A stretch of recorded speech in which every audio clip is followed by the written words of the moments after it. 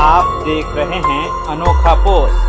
अगर आप दिल्ली, मुंबई जैसे महानगर में रहते हैं तो आपको पता होगा कि इन राज्यों में बिहार से आए लोगों को किस नज़रिए से देखा जाता है। कहीं कुछ भी गलत हो रहा हो तो उसे बिहारी से जोड़ देते हैं।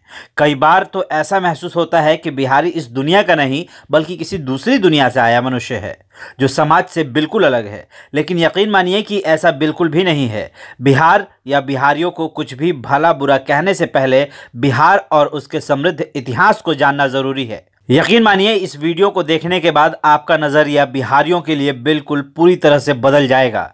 अगर आपको लगता है कि आप सबसे ज़्यादा टैलेंटेड हैं और बिहारी बेवकूफ़ और गंवार होते हैं तो आज हम आपको ऐसे बिहारियों के बारे में बताने जा रहे हैं जिनके बारे में जानकर आप सोचने पे मजबूर हो जाएंगे कि वाकई में बिहारी से ज़्यादा बड़ा टैलेंटेड कोई नहीं होता, बिहारी जितना गुणी और गुणवान कोई नहीं होता। मौर्य वंश के बारे में आप सब लोगों ने इतिहास में पढ़ा होगा। चंद्रगुप्त महान और उनके गुरु चाणक्य इसी बिहार की धरती से थे। चाणक्य के अर्थशास्त्र को आज भी दुनिया भर में पढ़ा जाता है। चाणक्य नीति और उनकी प्रशासनिक कौशलता का लोहा पूरी दुनिया आज भी मानती है। तो वहीं अगर हम देखें कि आज हम गणित में जो जीरो पढ़ते, देखते और इस्तेमाल करते हैं, उस जीरो की खोज आर्यभट्ट ने की थी। महान वैज्ञानिक और गणितज्ञ आर्यभट्ट का जन्म भी बिहार में हुआ। हालांकि कुछ इतिहासकारों का मानना है कि उनका जन्म महाराष्ट्र में हुआ। आर्यभट्ट ने आर्यभट्टीय दशगीतिका, तंत्र और आर्यभट्ट सिद्धांत समेत कई ग्रंथों की रचना की। पर इतिहास जानता है कि आर्यभट्ट बिहारी थे। आर्यभट्ट ने बताया था कि पृथ्वी की परिधि की लंबाई 39,968.50 है। उन्होंने ही बताया था कि वायुमंडल की ऊंचाई 80 किलोमीटर है।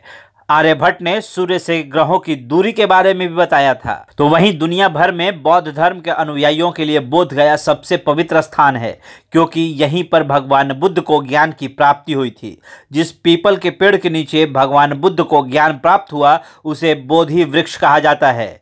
बौद्ध श्रद्धालु इस पेड़ से गिरे पत्ते को अपने साथ घर लेकर जाते हैं और उसकी पूजा करते हैं। और ये बोधि वृक्ष बिहार के बोध गया में है। जी हाँ, वो बिहार जिसे लोग बुरा भला कहते हैं। आपको अभी और बहुत कुछ जानना है बिहार के बारे में। भगवान श्री महावीर स्वामी का जन्म ईसा से 599 वर्ष पूर्व चैत्र मास के शुक्ल पक्ष में त्रयोदशी तिथि को बिहार में लिच्छवी वंश के महाराज श्री सिद्धार्थ और माता त्रिशूला रानी देवी के यहाँ हुआ था। भगवान महावीर का जन्म बिहार के वैशाली स्थित कुंड ग्राम में एक राज परिवार में हुआ था। तो वहीं सिखों के 10वें गुरु गुरु गोविंद सिंह जी का जन्म बिहार के पटना जिले में हुआ। गुरु गोविंद सिंह गुरु तेग बहादुर और माता गुजरी की संतान थे और उनका जन्म 22 दिसंबर 1666 को हुआ था।